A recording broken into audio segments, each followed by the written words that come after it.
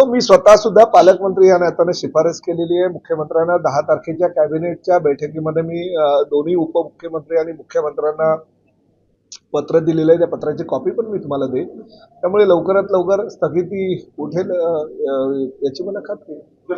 भाजपवर नेमका अन्याय काय झाला होता हेच कळलं नाही. तक्रारी कशामुळे त्याच्यामुळे स्थगिती दिली आजपर्यंत नाही, जे काही असेल आता स्थगिती उठवायचं आहे असं मी विनंती मुख्यमंत्री आणि दोन्ही उपमुख्यमंत्र्यांना केलेली आहे. त्यामुळे त्या विषयावर जास्त न बोलता मी जे पत्र दिलेले आहेत आणि त्या पत्राची कॉपी तुम्हाला देतो. सर्व आमदारांनी त्याला सकारात्मक प्रतिसाद दिला का?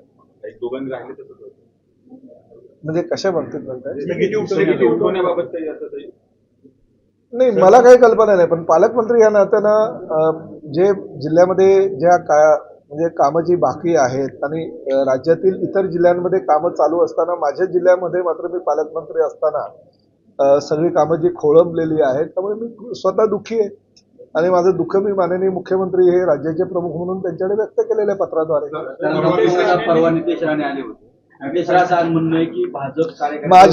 माझ्या बापाचंच नाव नाही, मी माझ्या आईचं नाव सुद्धा माझ्या नावाच्या पुढे लावतो, प्रताप इंदिरा बाबूराव सरनाईक. त्यामुळे माझ्या बापाचं नाव मला योग्य प्रकारे माहिती आहे आणि प्रत्येक सर्वसामान्य नागरिकाला ते माहीत असणं गरजेचं आहे. परंतु माझ्या दृष्टीने तो विषय आता संपलेला आहे की भाजपच्या कार्यकर्त्यावर अन्याय झाला म्हणून डीपीडीसीने स्थगिती दिली.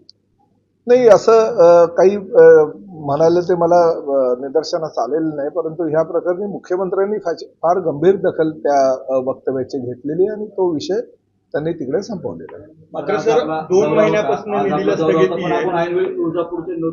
तुम्ही नाराजी दिसते, राजकीय सुरक्षित अंतर ठेवताय आजच्या दौऱ्यात. कशामध्ये नाही हो, आता ही बैठक होती. या बैठकीनंतर कळंब आहे, कळंब नंतर मी बीडला जाणार आहे, बीड नंतर मी संभाजीनगरला आहे आज आणि परत माझं रात्री 9 वाजता विमान आहे.